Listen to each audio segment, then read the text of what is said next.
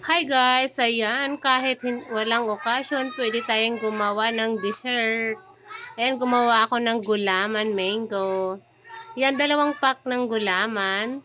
And then, 5 cups din na tubig. At saka isang can na mango flavor. Then, ihalo-halo lang natin yan hanggang mahalo natin ng maayos.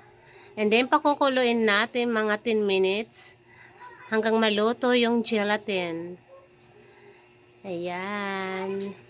Try ninyo to guys. Kahit walang okasyon, pwede kayong gumawa ng masarap na dessert. Ayan, imomold na natin. Italagay na natin dyan sa molding. And then, lalagyan din natin siya ng mango. Yung mango na nag-cut natin into cubes. Ayan, ilalagay lang natin, kalat lang natin siya dyan. Tapos, ilalagay lang natin siya sa ref. Paabutin natin hanggang 2 oras.